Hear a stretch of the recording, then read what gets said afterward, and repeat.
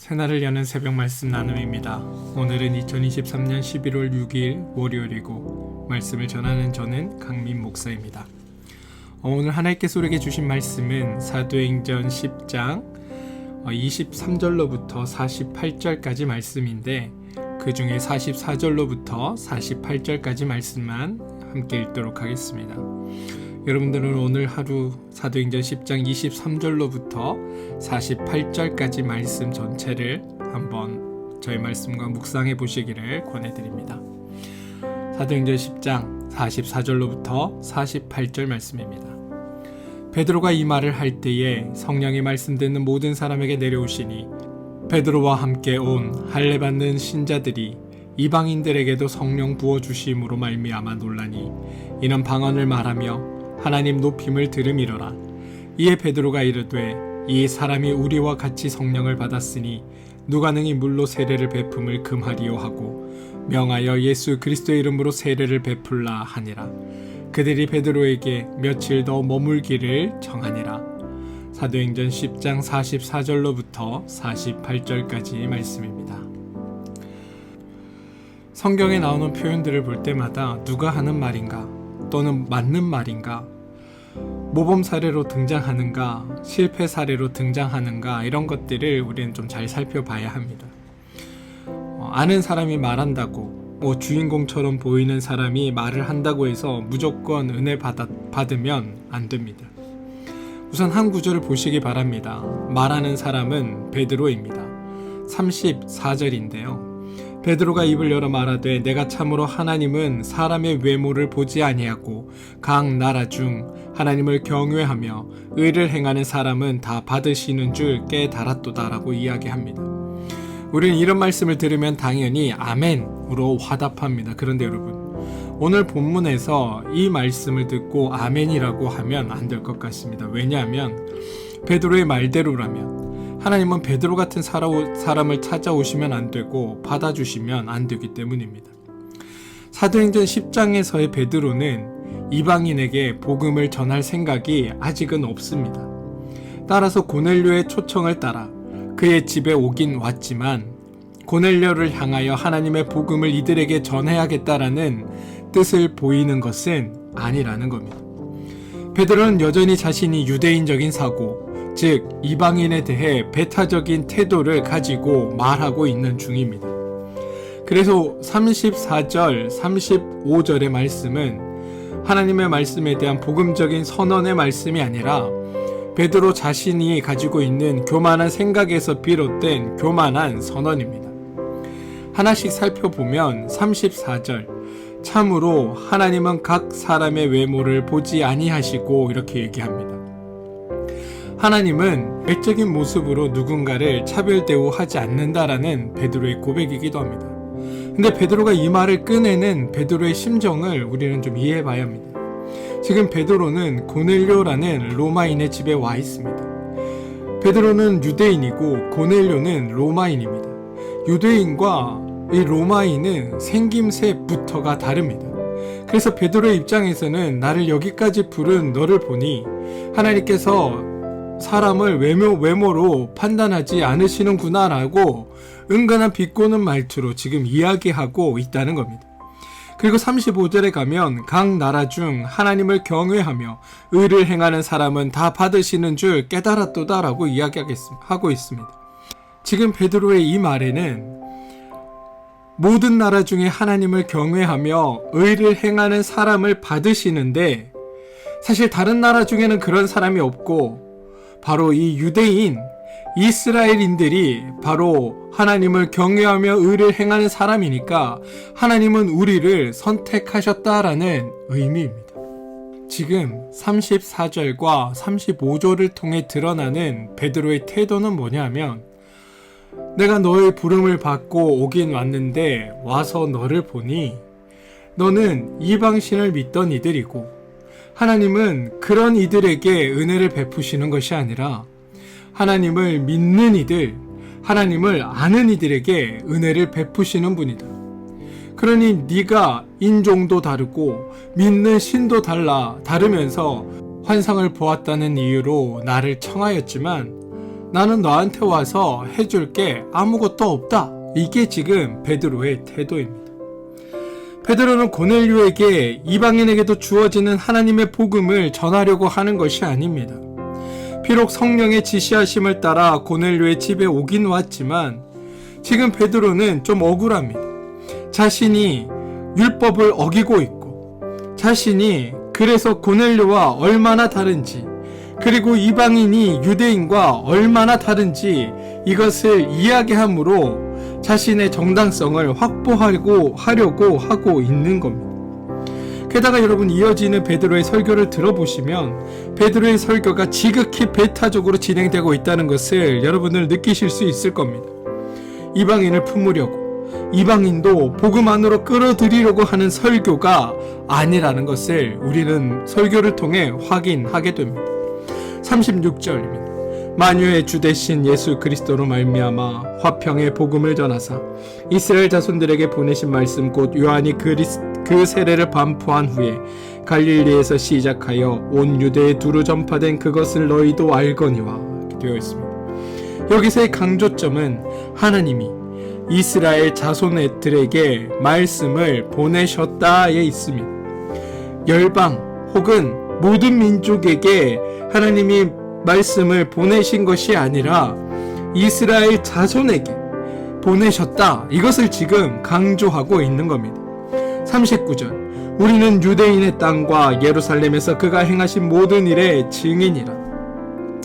베드로가 강조하고 싶은 걸 우리는 잘 이해해야 합니다. 예수님은 이스라엘 자손에게 오셨고 유대의 땅과 예루살렘에서 활동하셨습니다.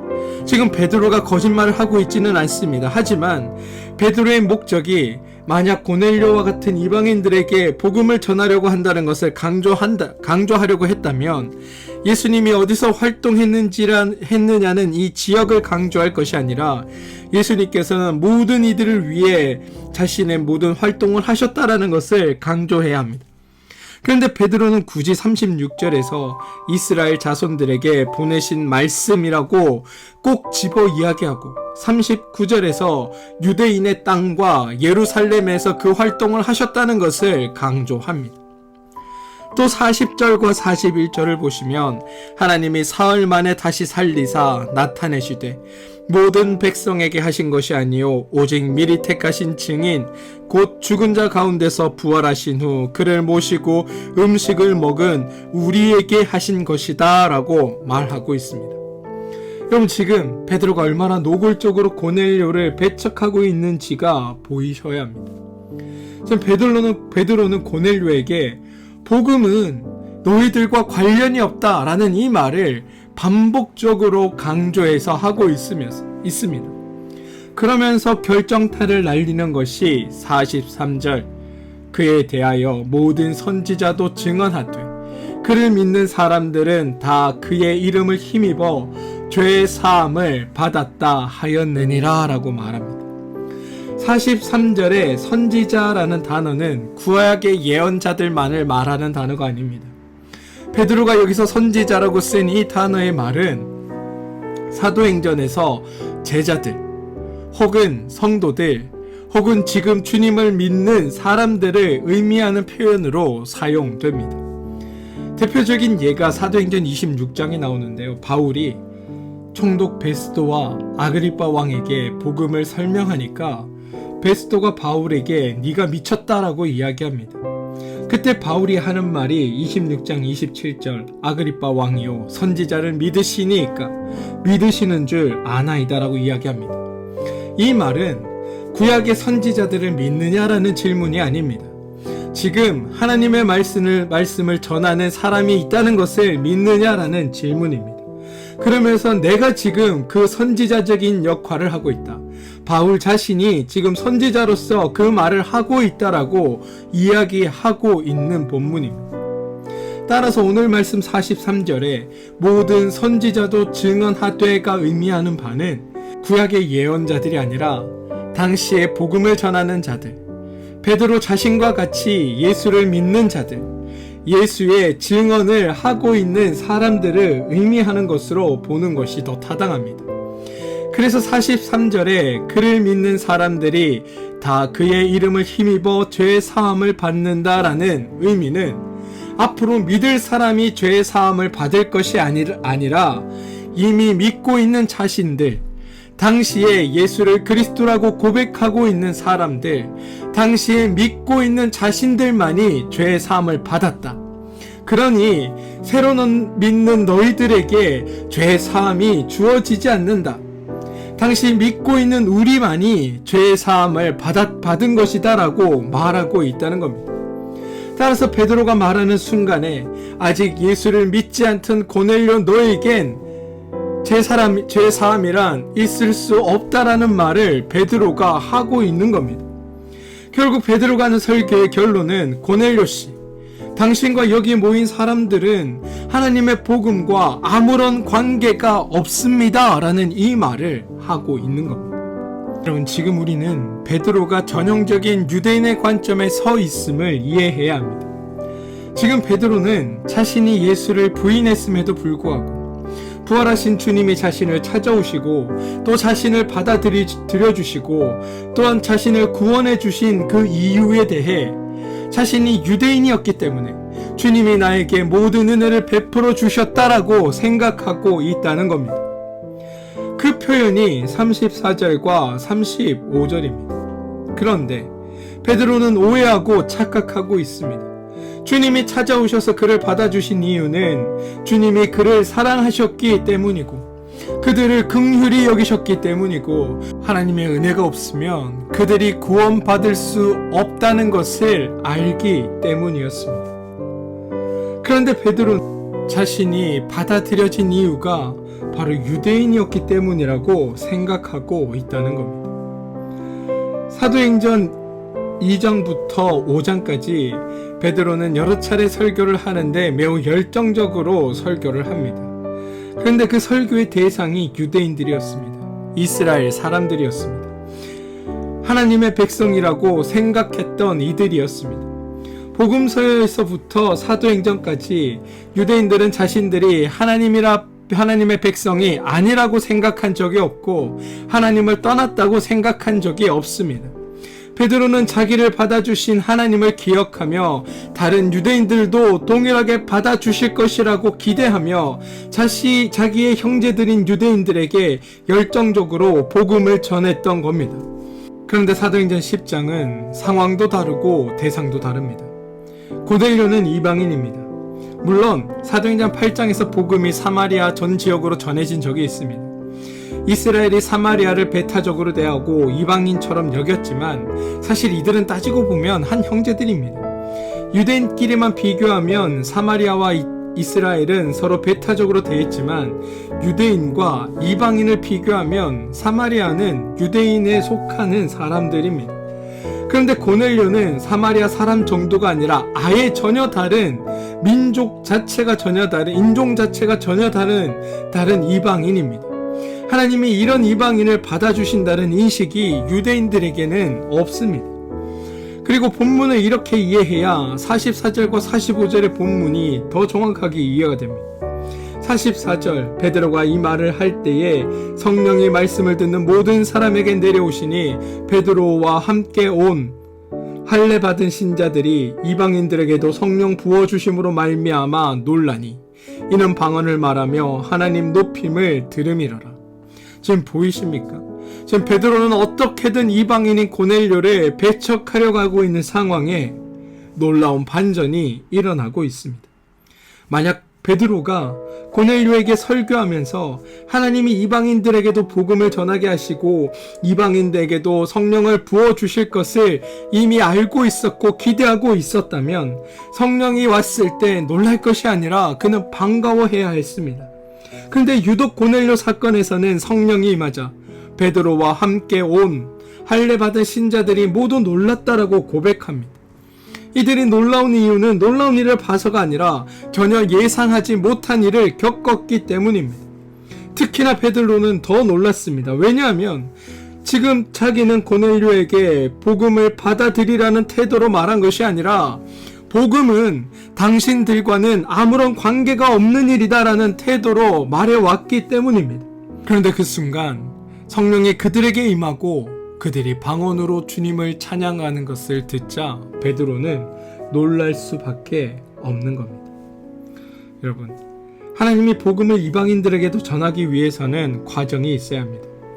이방인에게 전하기 전에 제자들의 마음이 이방인들을 향해 열리도록 해야 합니다.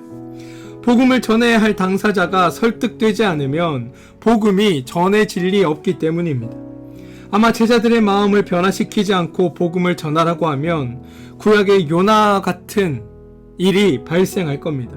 가라고 하니까 가서 전하기는 하는데 억지로 건성건성 제발 내 말을 듣지 말라라는 태도로 하고 행여 그들이 듣고 회개할까봐 대충대충 하던 요나의 모습처럼 제자들이 할 것을 주님께서 아셨다는 겁니다. 하나님의 일하심에는 목적이 우선이 아니라 당사자들을 설득하고 변화시키는 과정이 더 중요합니다. 그래서 하나님은 베드로에게 이방인인 고넬료의 집으로 가라라고 강요하는 것이 아니라 어떤 환상을 통해 베드로를 가르치셨고 고넬료가 베드로를 초청하는 방식을 통해 자리를 마련하셨고 베드로가 그 과정 안에서 설득될 수 있는 그 과정들을 거치신 겁니다. 결과적으로 사도행전 10장의 사건들은 첫째는 베드로의 그 유대인적인 사고 자체가 깨어지는 사건이고 둘째는 그로 말미암아 복음이 이방인들에게 전해지는 사건입니다. 여러분, 사도행전 2장에서 유대인인 베드로와 함께했던 모든 사람들에게 성령이 임하던 사건을 한번 떠올려 보시기 바랍니다. 그들 가운데 호련히 성령이 임합니다. 근데 이처럼 사도행전 10장에서 베드로가 말을 할 때에 성령이 말씀을 듣는 모든 사람들에게 내려왔다라고 이야기합니다. 고넬료 집에 모여있던 사람들 모두 성령이 임했습니다. 오늘 말씀 24절엔 고넬료가 그의 친척과 가까운 친구들을 모아 기다렸다라고 이야기합니다. 성경은 그들의 됨됨이에 대해 언급하지 않습니다. 그들이 경건했는지, 그들이 하나님을 경외했는지, 그들이 항상 기도했는지 이런 이야기에는 관심이 없습니다. 그런데도 그러한 사람들에게 성령은 임했다고 성경은 전하고 있습니다. 그들이 성령을 사모했다는 말도 없고 간절히 기도하면서 성령을 구했다는 말도 없지만 하나님이 그들에게 성령을 보내주셨습니다.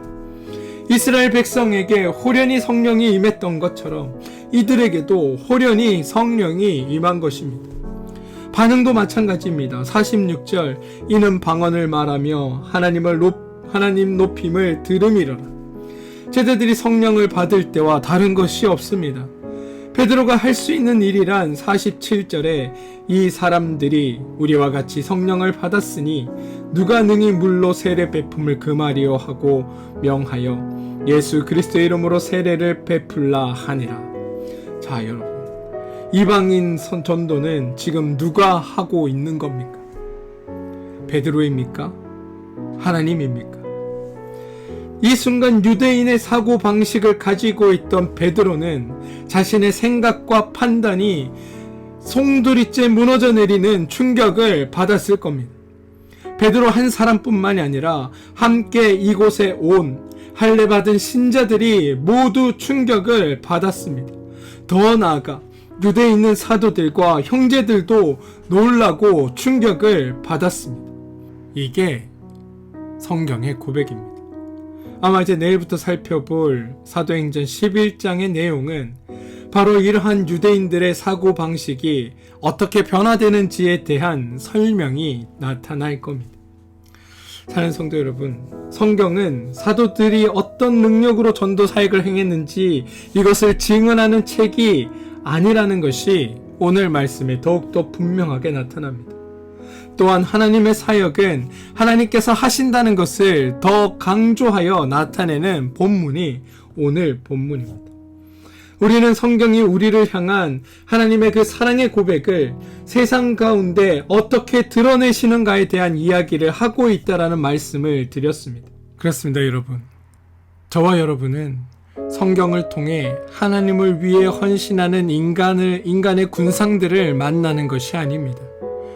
오히려 우리를 변화시키시며 서로 적대하던 우리의 사이를 서로 화목하게 만들어주시고 하나님의 뜻과 하나님의 계획과 하나님의 그 은혜를 우리 가운데 선포하시고 우리를 사랑하시는 그 하나님의 사랑의 고백을 통해 하나님을 만나는 것이 우리가 성경에서 해야 할 일이라고 말씀을 드렸습니다.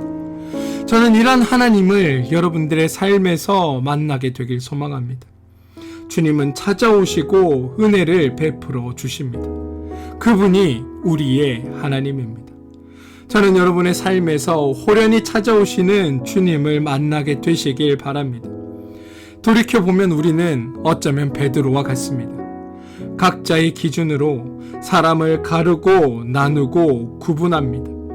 그런데 크신 하나님은 그렇게 하지 않으십니다. 있는 그대로 주님이 만나고자 하는 이들을 우리처럼 나누고 가르고 구분 짓지 않고 만나 주십니다. 이런 주님의 크심을 배우는 우리 모두가 되길 소망합니다. 그래서 하나님의 사랑을 닮아 함께 사랑하는 우리 모두가 되길 주님의 이름으로 축원드립니다. 우리 함께 기도하겠습니다. 하나님, 우리를 찾아와 주셔서 구원하시고 사랑해 주시는 하나님의 크심을 담게 하여 주시옵소서.